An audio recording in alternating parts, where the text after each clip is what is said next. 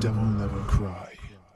Despite the recent final previews of Final Fantasy XVI, Square Enix decided they had one last trick up their sleeve, and as part of the latest PlayStation showcase, they've revealed a new trailer, alongside a myriad of other details that I want to cover in today's video. So to kick things off, yes, Square Enix did indeed reveal a new trailer titled Salvation for Final Fantasy XVI, which comes as a bit of a surprise, especially considering the final previews, so to speak, of influencers and media literally happened just a few days ago. By the way, if you haven't seen my preview video where I got hands-on with the game, I definitely suggest you go check it out, as well as liking and subscribing. That way you won't miss out on all of the Final Fantasy XVI content that is to come. Some of us were potentially considering the unveiling of a new Final Fantasy VII Rebirth trailer, but quite honestly, from a marketing perspective, that just wouldn't make sense, especially considering the team is currently firing on all cylinders on everything Final Fantasy XVI. This essentially could be considered one of the more spoilery trailers, so to speak, as a lot of what we see here features new cutscenes that we haven't seen before, and new pieces of dialogue which directly pertain to Clive's main quest throughout Final Fantasy XVI. If you've been keeping up with the previous trailers and previews of Final Fantasy XVI, then you know that revenge will play a large part in the story. However, the directors have explicitly implied that revenge is not the be-all end-all for the entirety of Final Fantasy XVI, and you come to learn exactly what that is in this trailer, which I won't spoil for anybody, as I'm aware a lot of you currently are on a media blackout for all things Final Fantasy XVI, particularly with the story of this game, which is where we come into the second portion of this video, where there is a whole plethora of information that pertains to the game that isn't necessarily spoilery that I want to dive into. Starting things off with something that's been making the headlines as of late, and that is the fact that Final Fantasy XVI will launch with no Day 1 patch. Square Enix are so confident in this game and how polished it is that they feel that it doesn't need one, that the game will be complete as is on the day of release. Seldom do you see that ever happen in the games industry, especially as of late. Bygone are the days of like the PS2 where games would just launch as is, and quite honestly, if the games were broken at that point, you kind of just had to deal with it, which is where the beauty of patches come in, but it certainly is refreshing to see a studio so confident in the product they've made. Up next, a small tidbit of information from a recent Easy Allies interview with the Final Fantasy XVI team, where we come to find out about a few icons that didn't quite make the cut in Final Fantasy XVI. We come to learn that initially the team wanted Alexander to feature amongst the roster of icons, but essentially couldn't get it to work within the confines of the story, particularly due to the powers that Alexander has, I suppose, in Final Fantasy XIV and the ability to manipulate time, and so that was something they cut. We also come to learn Diablos didn't make the cut either. Early in development, there was a potential idea to have Ifrit eventually transform into Diablos somewhere in the game, but they felt that was far too similar to Devilman, and so it was cut from Final Fantasy XVI. With that said though, there is always the possibility of Magical Lamp DLC, where we get to face off against Diablos somewhere in space. Pressing ahead, we have two interviews chock full of information that I want to delve into, but not before quickly giving a shout out to the Reddit user TAMAKISBELLY for actually localizing these two Japanese interviews into English,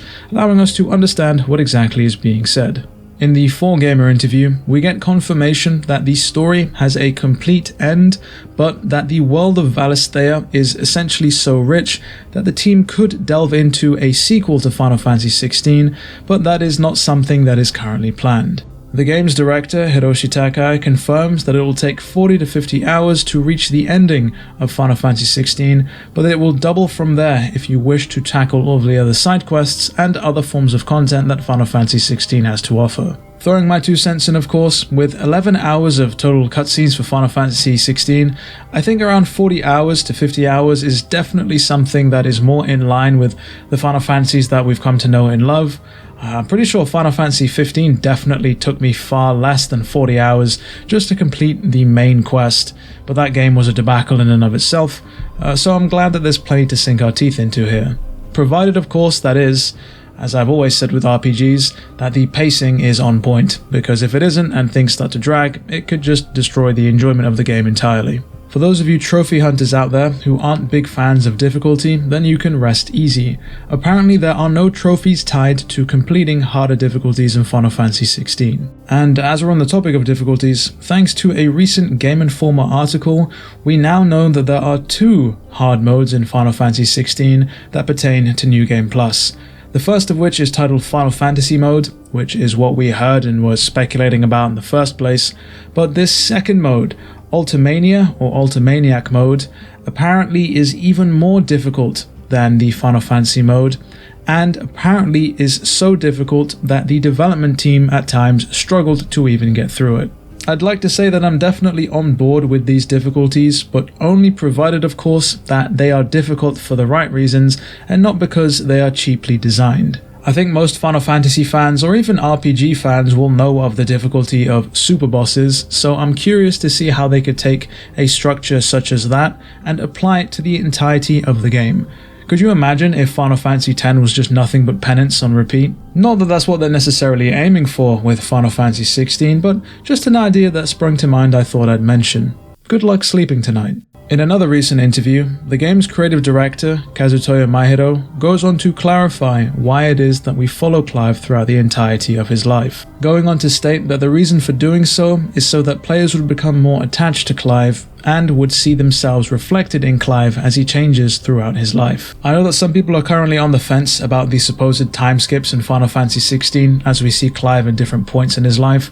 but personally, I'm looking forward to seeing just how the world of Valisthea changes in between each of those time skips, allowing you to go back to areas that you've been through before and rediscover them once more. Moving away from that topic entirely for a second, the game's composer, Masayoshi Soken, who is quite legendary amongst Final Fantasy fans at this point, has confirmed that Final Fantasy XVI will feature over 200 separate tracks. Which, I don't know about you, but to me that number sounds almost entirely unfathomable. It sounds ridiculous when you say it out loud. Having looked at a plethora of your comments and reactions to the recent final preview, one of the singular points that seems to stand out quite a bit that is reiterated by a lot of people is just how great the music for this game is, and so I really am looking forward to seeing what they have in store for us in the final release. And last but certainly not least, Hiroshi Takai goes on once more on record to confirm that Final Fantasy XVI is a real deal RPG, and so people who are worried about seeing things such as towns and all the other sorts of things you'd expect from an RPG can essentially rest easy. Some of you may or may not be confused about the fact that people are worried about Final Fantasy XVI, considering everything that we've seen so far looks absolutely fantastic. But considering this game has a heavy action focus, a lot of people seem to be worried about the fact that all we've seen so far seemingly just is combat and cutscenes and a little bit of exploration here and there. I think Square are trying to be quite secretive in regards to locations, towns and cities and whatnot in Final Fantasy XVI, as they don't want to spoil things, but I can understand why people would be worried, especially considering the fact that Final Fantasy XV was said to have a fair amount of towns in them, but then when we eventually got hands-on with that game, they pretty much ended up being nothing but lackluster and completely disappointing, if I am being honest. With that said, of course, I completely understand there is more to being an RPG than just having explorable towns and NPCs to talk to. With that said, I am confident that Square can knock it out of the park in some of those other aspects. And with that, we come to the end of the video. Let me know your thoughts on Final Fantasy XVI down in the comments below, and let me know what your ideal length for an RPG is, as I'm interested in seeing what some of you may say. With all that said and done, it has been me, DevilNeverCry. I'd like to thank all of you for watching, and as always, I'll see you all next video.